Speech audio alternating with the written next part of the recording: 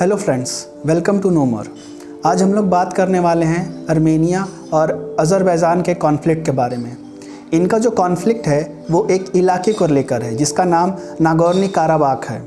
इससे पहले कि हम इनके प्रेजेंट सिचुएशन के बारे में जानें, आइए हम थोड़ा सा बैकग्राउंड जानते हैं कि नागोर्नो काराबाख इनके लिए कॉन्फ्लिक्ट का रीज़न क्यों है। 1991 में जब सोवियत संघ टूटा था तो उससे 15 देश अलग हुए थे। उसमें जॉर्जिया, अर्मेनिया और अज़रबैजान भी शामिल थे। अर्मेनिया एक क्रिश्चियन बाहुल्य देश है और अज़रबैजान एक मुस्लिम बाहुल्य देश है। फर्स्ट वर्ल्ड वॉर के टाइम पे ये पूरा इलाका एक ट्रांस कॉकेशियन फेडरेशन के इलाके के नाम से जाना जाता था।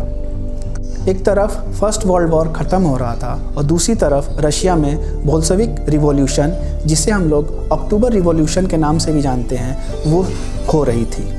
1920 के दशक में जोसेफ स्टालिन, जो जनरल सेक्रेटरी हुआ करते थे communist party of Soviet union के, उन्होंने अज़रबैजान और जॉर्जिया को यूएसएसआर में शामिल कर लिया।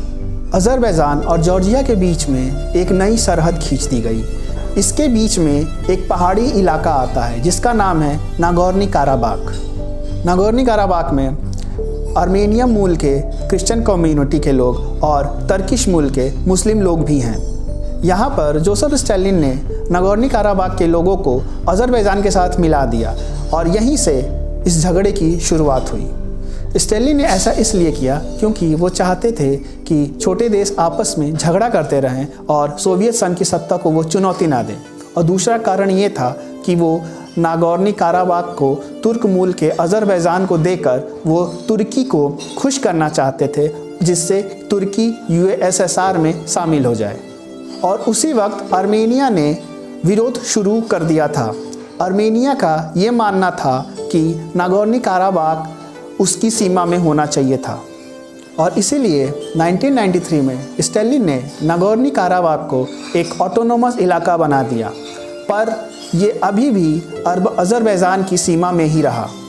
नागोर्नो काराबाख जो कि एक ऑटोनोमस इलाका बन गया था अज़रबैजान का, लेकिन इसमें अभी भी 94% अर्मेनियन मूल के लोग रहते हैं। ऐसा होने के बाद भी इनके बीच झगड़ा चलता रहा, मगर युद्ध की सिचुएशन नहीं हुई क्योंकि ये दोनों यूएसएसआर में ही आते थे।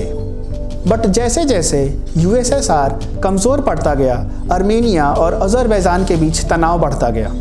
1985 में लगभग ये तय हो गया था कि सोवियत संघ अब ज़्यादा दिन तक नहीं चलेगा। तो 1988 में नागोर्नो काराबाख के असेंबली में एक रिजोल्यूशन पास हुआ जिसमें ये लिखा था कि वो अर्मेनिया के साथ मिलना चाहते हैं।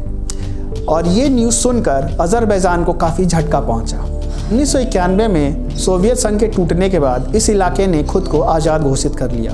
1992 में युद्ध शुरू हो गया और इस युद्ध में ये युद्ध 2 साल तक चला और इस युद्ध में 30,000 लोगों की मौतें हुई और लाखों लोग बेघर हो गए।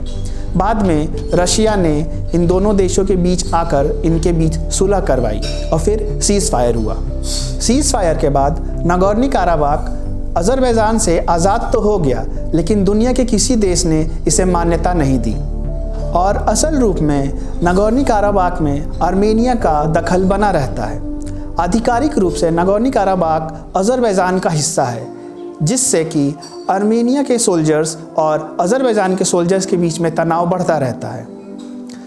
2016 में जब अर्मेनिया और अज़रबैजान के बीच में हिंसा हुई तो 1 से 10 लोग मारे गए और जुलाई 2020 में जब हिंसा हुई तो 16 लोग मारे गए।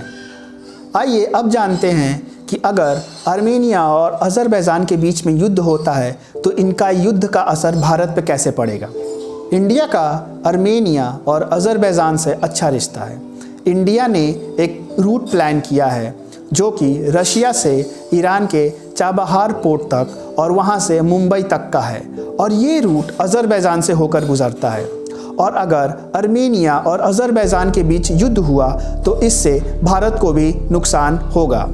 कैस्पियन सी, जहाँ से गैस और तेल की पाइपलाइन यूरोप की तरफ जाती है और ये कॉरिडोर जहाँ तनाव बढ़ रहा है वहाँ से काफ़ी नज़दीक है। तो अगर दोनों देशों के बीच में युद्ध होता है तो इस कॉरिडोर पे भी अच्छा खासा प्रभाव पड़ेगा और तेल और गैस की कीमतों में भी काफ़ी उतार चढ़ाव देखने को मिल सकता है। तो हम सब के हित में यही है कि दोनों देशों में युद्ध ना हो। तो ये था हमारा आज का वीडियो। अगर हमारा वीडियो आपको अच्छा लगा हो तो इस वीडियो को लाइक करें और अगर आपने अभी तक हमारे चैनल को सब्सक्राइब नहीं किया है तो प्लीज़ इसे सब्सक्राइब करें और ज़्यादा से ज़्यादा लोगों में शेयर करें। Thank you.